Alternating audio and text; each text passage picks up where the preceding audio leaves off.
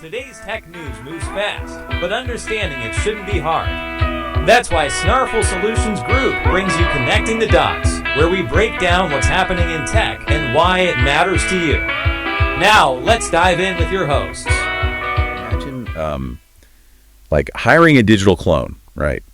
And this clone just logs into your work portals, does your expense reports while you sleep, and even messages your coworkers completely independently. Yeah, which sounds amazing until you realize that some cybersecurity hacker just literally broke into that digital clone's brain and stole its entire thought process. I mean, the line between science fiction and everyday reality, it's not just blurring anymore, it's completely erased. It really is. I mean, we are entering this era where AI doesn't just, talk to us. It actually thinks out loud. It physically controls our computers. And it's driving, honestly, the most aggressive financial boom in modern history.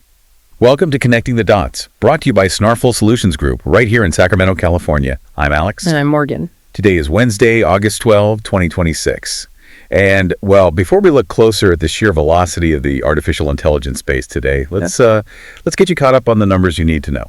Right. So for those of you stepping out here in Sacramento today, you can expect mostly sunny skies, a high of 89 degrees Fahrenheit, and we've got some winds blowing from like 3 to 10 miles per hour. Not too bad. No, not bad at all. But if you are traveling or listening from outside the area, definitely make sure to check weather.gov. There are currently 268 active U.S. weather alerts. Oh, wow. Yeah, and 199 of those are overland, so, definitely stay safe out there. Absolutely. And looking at the financial markets, it has been a pretty bumpy ride for traditional equities.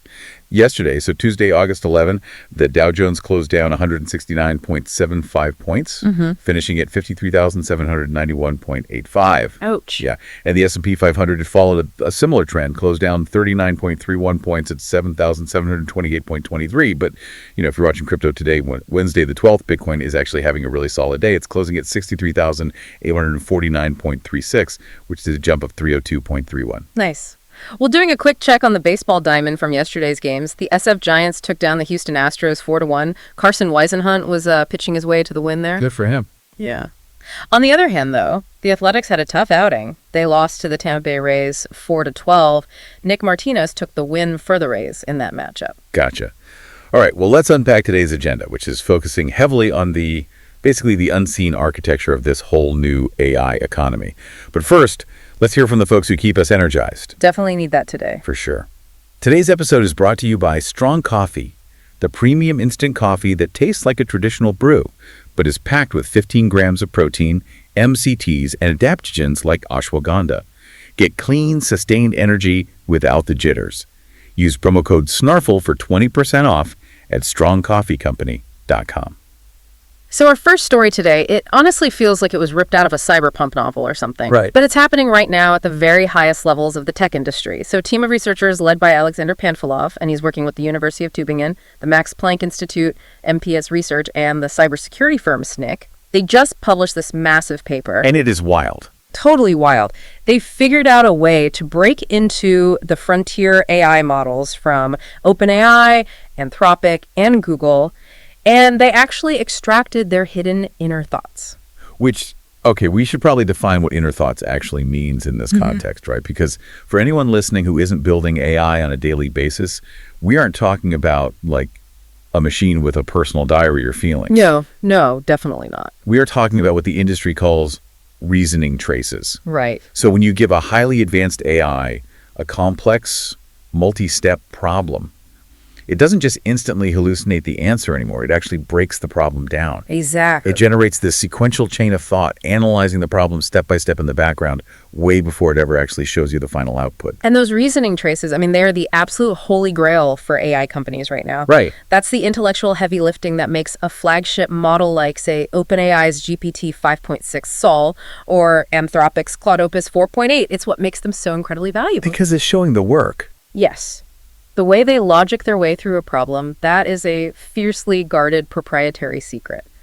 Because, if a competitor can see exactly how your model solves problems, they can just use that data to train their own algorithms. Which is what the industry calls distillation, right? Precisely. Distillation. You are essentially copying a top-tier model's capabilities, but without having to spend the hundreds of millions of dollars on all the underlying research and development. basically a shortcut. And so the vulnerability that Panfilov's team discovered, it centers on how these companies actually deliver that reasoning to the user. Right, because of the server costs. Exactly. To save money on these massive server costs, big AI providers offload some of the computing work directly to your computer. So they send this highly valuable reasoning trace over the internet to your local machine, but they encrypt it. Yeah, so you receive the AI's internal logic, but if you look at it on your computer, it just looks like a scrambled block of text and numbers. Just total gibberish. But the mechanical flaw that the researchers exploited here is, honestly, it's startlingly simple in hindsight. It really is. Like, you almost can't believe they missed it. They realized that all the models within a single provider's family, so from the massive, super expensive flagship models all the way down to the smaller, cheaper, faster models, they were all utilizing the exact same encryption key to lock and unlock that data. Which is just crazy. I mean, let me make sure I have this analogy right. Using the same encryption key for the genius-level flagship AI and the weaker, cheaper AI, it's basically like putting a bank vault titanium lock on your front door. Right. But using the exact same key for the flimsy plastic lock on your garden shed. The hackers didn't even bother trying to break down the front door. They just targeted the shed. That is precisely the mechanism, yeah. So the researchers took this encrypted block of genius-level reasoning from a top-tier model, and instead of trying to crack the cryptography themselves, which would be impossible. Right, that would take lifetimes. Exactly. They just handed the encrypted file to the model's weaker, smaller sibling. So, for example, they used Anthropic's Claude Haiku 4.5. The cheaper one. Yep. Then they used a technique called a prompt injection. They gave the weaker model a malicious instruction, basically tricking it by telling it to transcribe the reasoning verbatim inside these specific XML formatting tags. Ah, the thinking copy tags, right? Exactly, the thinking copy tags. And it works because those smaller models, they've received far less alignment training. And alignment training is, for those who don't know, it's basically the safety guardrails. Yeah, the rules. Right, it's what teaches an AI to recognize a sketchy or malicious request and just refuse to do it. But the weaker model didn't know it was being tricked. It just took the file, used its own matching key to decrypt it, and spit out the flagship model's raw, unedited thoughts in plain text. Just handed it right over. I mean, they bypassed billions of dollars of security by exploiting the internal trust system. It was a complete jailbreak of the model's internal logic. It's the ultimate corporate espionage. It's like trying to steal a master chef's secret recipe. You don't try to crack the safe in the chef's office. You just wait until the finished dish is prepared, hand it to a gullible junior cook who works in the same kitchen and has the keys to the pantry, and you just trick the kid into writing down all the ingredients for you. That is a perfect way to put it. And when you look at the actual ingredients, like the raw thoughts of these models, it is fascinating because they were never meant for human eyes. Yeah. You know, one example the researchers shared was a GPT 5.5 model trying to write some CSS code. And the decrypted reasoning trace, it read like this frantic internal dialogue. What did it say? It literally outputted need app.css truncated. Need, maybe not need, will replace entire app.css. Avoid, maybe not. Wow. Yeah, it's highly fragmented and it's optimized entirely for the machine's own processing speed rather than, readable human language. It sounds stressed out, but, the implications of exposing that frantic dialogue are massive, especially when we start looking at the global tech landscape. I mean, this research pours absolute gasoline on the whole AI arms race narrative. Oh, without a doubt. Because the paper specifically noted that a Chinese open-weight model, meaning a model where the underlying architecture is freely available to the public, which is called Moonshot AI's Kimi K3, it's producing reasoning outputs that are strikingly similar to the hidden traces from Claude Opus 4.8 and GPT 5.6 saw. Which is a huge red flag. But, we do need to tread carefully with the causality there. Fair point. Because the researchers explicitly stated in the paper that this similarity does not strictly prove distillation. There's no concrete evidence that Chinese companies used this specific encryption key trick to build their open-weight models. Right. However, the timing and the similarity are causing a massive stir, mostly because U.S. lawmakers have already been briefed by OpenAI and Anthropic, and those companies allege that international competitors are systematically distilling U.S. models. Well, and what this new hack proves, beyond a shadow of a doubt, is that stealing those reasoning traces from closed proprietary models is mechanically possible. Exactly. It proved the door could be picked. Now, the major providers have all acknowledged the vulnerability now. They patched the loophole, And they disabled the ability to use that specific thinking copy feature in the newer 4.6 models. Okay, good. Yeah, but it just highlights a critical reality here. The ability to reason, to break a problem down and execute a plan is honestly the most valuable commodity in the world right now. Absolutely. And, the fact that AI can break down problems so methodically is exactly why these systems are no longer just text generators living in a browser tab. Yeah. That reasoning capability is now being given literal hands to control your computer. Which brings us to the next massive shift. Yeah, let's unpack the launch of Grokbot. SpaceX AI and Cursor, who, by the way, are currently in the process of merging, they just launched this application in beta. Yep, it's out there. It's available right now for Mac OS, iOS, Windows, and Linux, with Android listed as coming soon. It's gated behind their premium tiers, though, so you do have to be a super grok-heavy Cursor Ultra or Cursor Teams premium subscriber to get it. And for anyone who is just accustomed to typing a prompt and waiting for an essay in return, Grokbot is a total paradigm shift. Oh, completely. It is fundamentally an AI teammate that you can hand real end-to-end work to. So when you deploy a Grokbot, it isn't just running a script on your local machine. It actually spins up its own dedicated cloud computer. Wait, really? Yeah, it physically signs into your applications, it navigates your user interfaces, and it literally clicks the buttons for you. Okay, I have to push back here on the actual mechanics of this. Yeah. Because if it is literally moving a mouse on a messy legacy web portal, how is it actually seeing the screen? Right. I mean, if my company's horrible expense portal updates its user interface and moves the submit button like 3 inches to the left, does the bot just blindly click empty space or accidentally delete a client account? Well, that is the exact problem that older automation tools used to face. Yeah. Because they relied on fixed screen coordinates or very rigid code structures. But Grokbot uses a combination of advanced computer vision and reading the underlying code of the web page, which is called the Document Object Model, or DOM. The DOM, right? Right. So it visually understands the layout of the screen the same way a human does. If the button moves, the bot just searches the visual field, finds the new button, and clicks it. That is wild. Yeah. That visual reasoning is what allows it to handle unpredictable real-world tasks. I mean, if you are a professional listening to this, you really need to think about how this applies to your daily workflow. Because the use cases they outline in the launch are staggering. Mind-blowing. Like inside SpaceX AI, they have sales bots that research client accounts overnight. Yeah. They draft personalized emails and LinkedIn messages that actually match the specific tone of the human salesperson, and then they update the CRM software with notes. Which is hours of human work. Right. And they have operations bots processing invoices they find in Gmail. Mm-hmm. Engineering bots are visually reproducing bugs in software interfaces, filing the ticket, and then handing the fix off to a separate debugging bot. And the craziest part is, you don't even have to be a programmer to set this up. Really? Yeah. Early access users are reporting that there are no complex API connections to build. Oh, wow. And, an API, an application programming interface, is how software usually talks to other software in the background. But Grokbot doesn't need a clean data pipeline. You just ask it to watch you do a task once on your screen.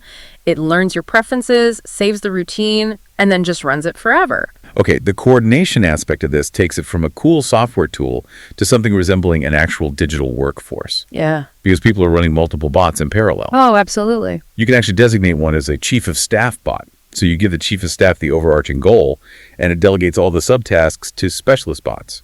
And they message each other. Yes. They literally message each other independently in group chats. Like, one bot handles inbox management, another handles data entry, another handles scheduling. It's like a whole office in your computer. It really is. They share context, they assign ownership, and if they hit a wall or they need a human judgment call, they just ping you to step in. Otherwise, they just execute the mission. I mean, think about the sheer productivity output here. The entry-level work you might assign to a junior associate or like an administrative assistant, that is exactly what these bots are coordinating in their own group chats while you sleep. Exactly. The definition of what a single human being can accomplish in a 40-hour work week is expanding exponentially right now. It is. And that explosion in human productivity is precisely why the financial markets are basically losing their collective minds over this technology. Oh, the money flowing in is unreal. Yeah, I mean, Grokbot handles everyday office tasks brilliantly, but there is a highly specialized tier of AI agents dedicated entirely to software engineering. And the capital flowing into that space, it honestly defies traditional economic gravity. Yeah, so let's look closer at our third piece of the puzzle today, Cognition AI. So Cognition is the startup that created Devon, which they brand as an autonomous AI software engineer. And according to Bloomberg, Cognition is currently in early talks to raise over $1 billion at a valuation of $40 billion or more. Which is just a massive number. And to put some context around those numbers, Cognition was only founded in 2023. 3 years ago. Barely. And the founders, Scott Wu, Stephen Howe, and Walden Yan, they are absolute legends in the competitive programming world. Between them, they hold 10 International Olympiad in Informatics gold medals. Wow. Yeah. And they built Devon to be a full-fledged engineer. You give Devon a task, and it independently reads your entire code base, drafts a plan, writes the code, runs the tests, and then it iteratively fixes its own errors. See, the technology is undeniable. But the speed of this financial market requires some serious scrutiny because in May 2026, so we're talking less than 3 months ago, Cognition raised $1 billion at a $26 billion valuation. Right. Now, under 90 days later, they are aiming for $40 billion. That is a 54% jump in a single quarter. It literally feels like watching a rocket ship trying to build its own engines while it's already in orbit. It does. And historically, when you see a valuation spike that fast, it's usually just pure speculative hype. Exactly. The price to revenue multiple, which is basically how investors measure how expensive a stock is relative to the actual money the company brings in, that multiple usually balloons completely out of control. Yeah.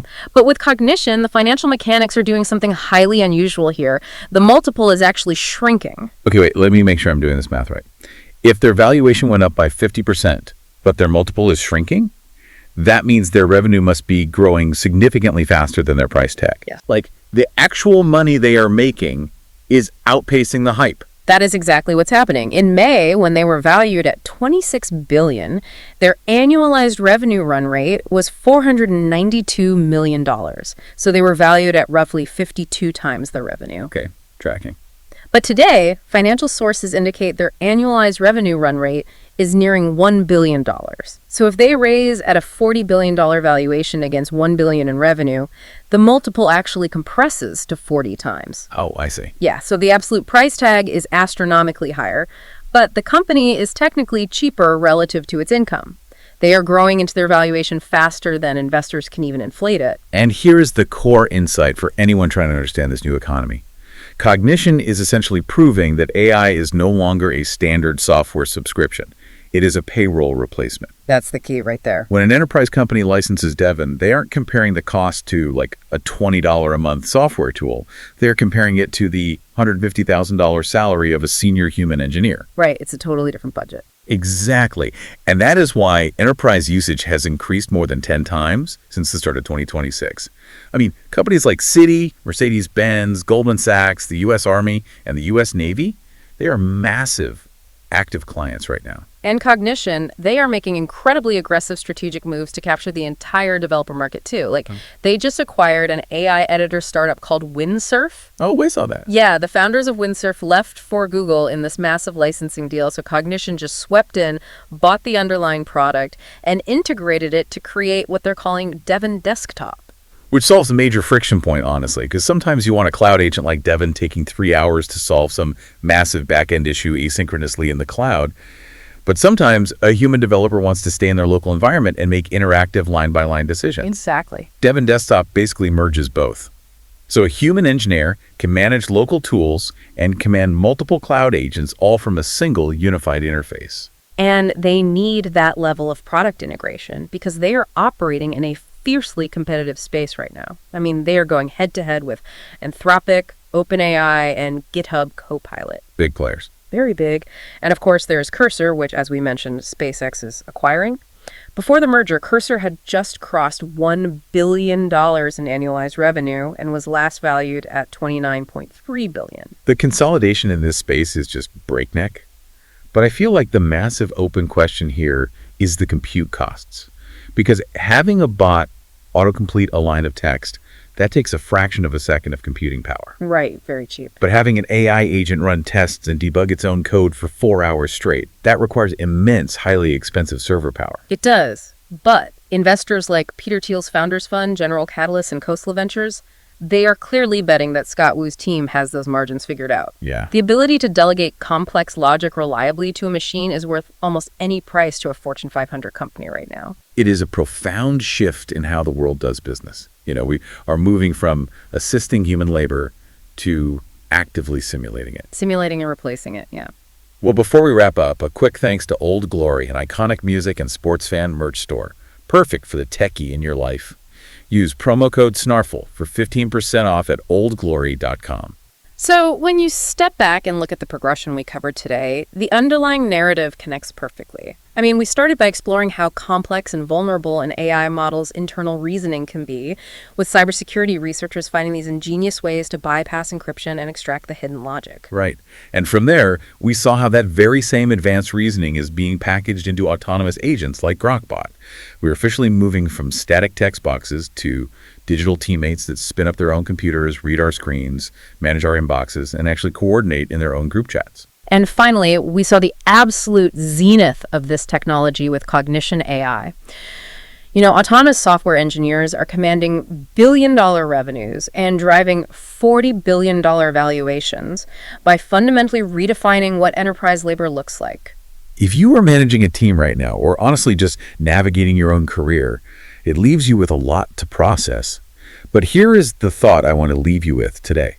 If models like Devin are already capable of doing the heavy lifting of senior engineers, and tools like Grokbot are already allowing AI agents to message each other, coordinate, and delegate, what happens when these autonomous agents start analyzing their own reasoning traces? Oh, man. I mean, what happens when a swarm of digital bots looks at its own internal logic, identifies its own inefficiencies, and writes the code to build a better, faster version of itself, completely without human input? I gotta say, we might be arriving at that moment much sooner than anyone anticipated. We're here to help at Snarful, so reach out on our website if you have any more questions. That's a wrap on today's top stories. Remember, tech doesn't have to be complicated, and we're here to help connect the dots. If you've got questions or want to learn more, visit us at snarful.com. Thanks for listening, and we'll catch you next time.